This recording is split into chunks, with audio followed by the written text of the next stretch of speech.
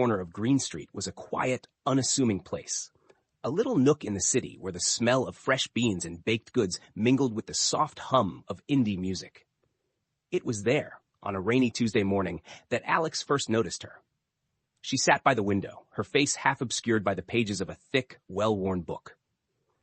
The storm outside sent rivulets of water down the glass, distorting the world beyond into smears of gray and black. But Alex wasn't looking outside. He was looking at her. Something about her seemed unplaceable. Not strikingly beautiful in the conventional sense, but magnetic in a way he couldn't explain. She wore a red scarf that looked like it had seen better days, and glasses that perched slightly crooked on her nose. Her hair was an unruly mess of curls, and when she reached for a coffee, she did so absent-mindedly, her eyes never leaving the book. Alex didn't know why he felt compelled to speak to her. Maybe it was the loneliness he carried in his chest, a quiet ache from years of keeping to himself, moving through life unnoticed. Or maybe it was the way she existed so effortlessly in her own little world, completely unaware of the quiet chaos she stirred in him. Whatever it was, he found himself standing by her table, coffee cup in hand, words tumbling out of his mouth before he could think better of it. That must be a great book if it's keeping you this focused in the middle of a storm. She looked up, startled, and for a moment, Alex thought he'd made a mistake. Her eyes, soft, brown, and curious, locked onto his, and she smiled.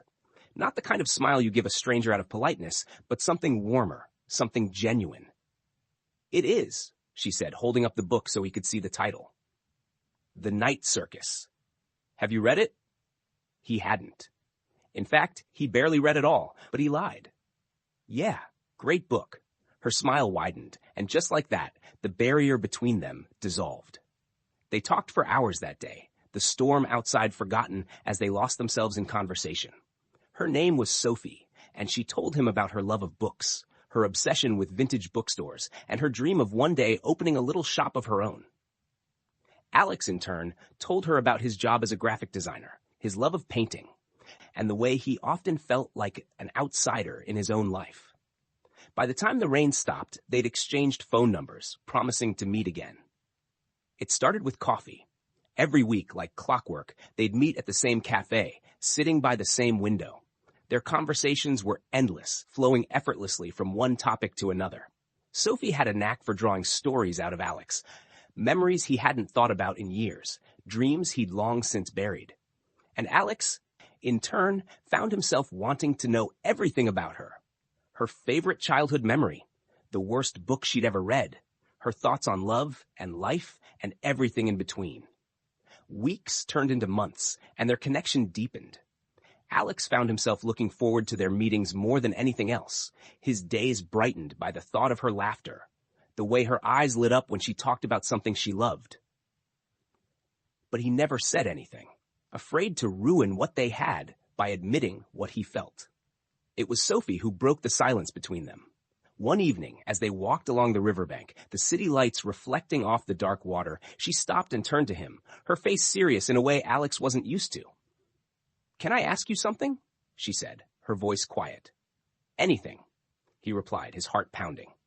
"Do you ever feel like this is more than just friendship?" Her words hung in the air between them, that fragile and uncertain. Alex opened his mouth to respond, but nothing came out. He didn't need to say anything, though. Sophie could see the answer in his eyes. "I do," he said finally, his voice barely above a whisper. "I feel it every time I see you." Her face softened, and she took a step closer, her hand reaching for his. "Then why haven't you said anything?" "Because I didn't want to lose you," he admitted, his voice breaking. "You're the best thing that's ever happened to me, Sophie. I didn't want to ruin it." She laughed softly, the sound filled with relief. "You couldn't ruin this if you tried, Alex. I've been waiting for you to say something for weeks." And just like that, the distance between them disappeared. Alex leaned in, his lips meeting hers in a kiss that was soft and hesitant at first, then deeper, filled with all the unspoken words they'd been holding back. The city faded away, the noise and lights and people dissolving into nothing. In that moment, it was just them. Two souls who had found each other in the most unexpected way.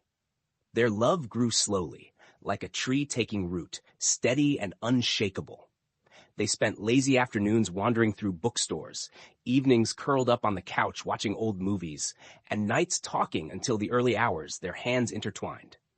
Alex would paint while Sophie read, her voice a soothing background as she narrated whatever story had captured her that week.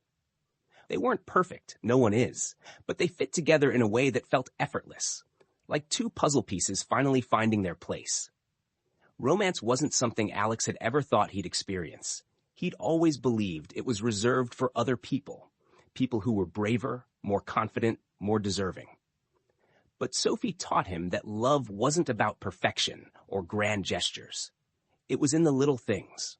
The way she brought him coffee without asking, the way her hand lingered on his arm when she laughed, the way she saw him, not just the person he showed the world, but the parts of him he kept hidden. And Alex? He made Sophie feel seen in a way no one ever had. He listened when she spoke, really listened, and remembered the smallest details, like how she preferred her tea with honey instead of sugar, or how she loved the smell of old books but hated the dust that came with them. He supported her dreams, encouraging her to take the leap and open her bookstore, even when she was scared. Years later, as they stood together in the little shop Sophie had dreamed of for so long, Alex pulled her close, his arm wrapped around her waist.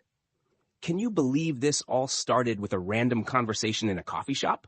he said, his voice filled with wonder. Sophie smiled, leaning her head against his shoulder. "I can believe it," she said, "because sometimes the best things in life happen when you least expect them." And as they stood there, surrounded by shelves of books and the life they'd built together, Alex realized she was right. Some connections were meant to happen, no matter how unexpected they seemed. And theirs was one of them.